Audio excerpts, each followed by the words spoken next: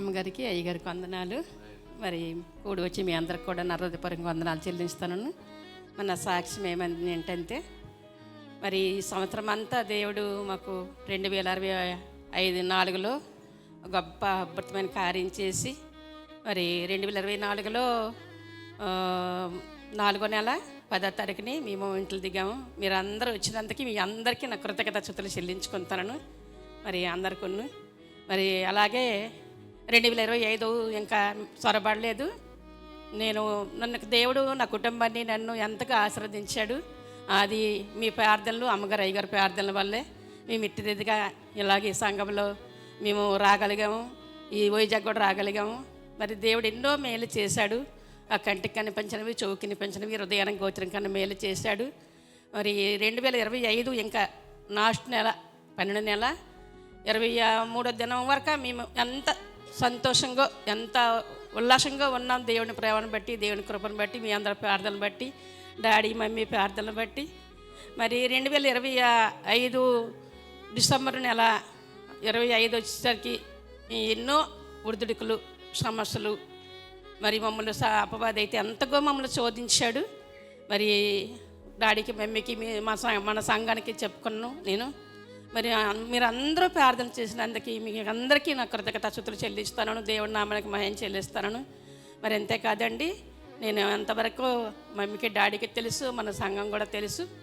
నేను 2025లో ఆఖరి నెలలో నేను ఎంతగో ఈ నోకాన్ని నమ్మి, ఈ మనుషులు నమ్మి నేను ఎంతగా మోసపోయాను. ఆ మోసాన్ని మన దేవుడు అద్భుతమైన దేవుడు, ఆశ్చర్యకరుడు, ఆలోచనకర్త ఆయన నిత్యుడు తండ్రి నాకున్నాడు. నాకెవరు లేరండి, ఉన్నే లేనట్టుగా ఇంకా నాకు. అయితే నా దేవుడు నాకున్నాడు, నా ఆత్మీయ తల్లిదండ్రులు ఉన్నారు. మరి నన్ను ఎంతగా ప్రేమిస్తున్నారు. నన్ను ఈ సంఘానికి వచ్చిన తర్వాత ఆత్మీయ తల్లిదండ్రుల ద్వారా నేను ఎంతో అభివృద్ధి పొందాను. మరి నా ఇద్దరు బిడ్డలు రాజు, పవను. మరి పవన్ బాప్టిజం తీసుకోలేదండి. పవన్ కోసం మనం ప్రార్థన చేయండి, బాప్టిజం తీసుకోవాలి. మరి మా తల్లి ముగ్గురం కూడా బాప్టిజం తీసుకోవడం జరిగింది. ఇంకా నన్ను ఎరిగిన వాళ్ళని ఇంటి వారిని ఎరుగుదలని యెహోవా సెలవిస్తున్నాడు కదా. మరి మా ఇంటందరము వచ్చి ఆ దేవుని నామంలో మేము జీవించాలి. ఆ దేవుడి కొరకే మొరపెట్టాలండి. మీ అన్నదినం ప్రార్థనలో జ్ఞాపకం చేసుకోండి. ఇంకా అనేకమైన సమస్యల నుంచి విడుదల అయినట్టుగా. మరి నేనైతే 2022లో ఆఖరి నెలలో నేనండి 31st నైటు నేను దేవుడికి మొరపెట్టాను. నాకు దేవుడా ఇంకా 2-3 ఇల్లులు మారాను, ఇంకంతగా నేను మారాలి ప్రభా, నాకు గృహాన్ని దయచేయి ప్రభా అన్నాను. నేను ఒక్క గృహం అడిగానండి, నాకు 3 పోర్లు ఇచ్చాడు దేవుడు. మరి మీరు అందరూ చప్పట్లు కొట్టండి, దేవుడు చేసిన మేళ్ళు. మరి 3 పోర్లున్న 5 ఇల్లులు అండి. నేను ఎంతగో 2007లో వచ్చానండి అక్కడికి. నేను 2004లో దేవుని నమ్ముకున్నాను. నేను 2004లో దేవుని నమ్ముకొని 2007లో వచ్చానండి విశాఖపట్నం. వచ్చి నేను 2022 వరకు నేను అద్దెలలో తిరిగానండి. 14,77,000 అద్దెలు కట్టాను నేను అద్దెలలో ఉండి. దేవుడికి ఎప్పుడైతే మొరపెట్టానో, డాడీకి మమ్మీకి చెప్పానో, మరి మన సంఘంలోనే ఒక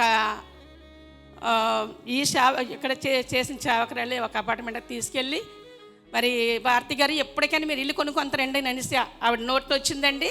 అంతే, మన దేవుడి బిడ్డల నోటిని వచ్చింది ఏది వృధా పోదు, అది సక్సెస్ అవుద్దని నేను నమ్ముతున్నాను. మరి అలాగే నాకు దేవుడు ఇల్లు ఇచ్చాడు.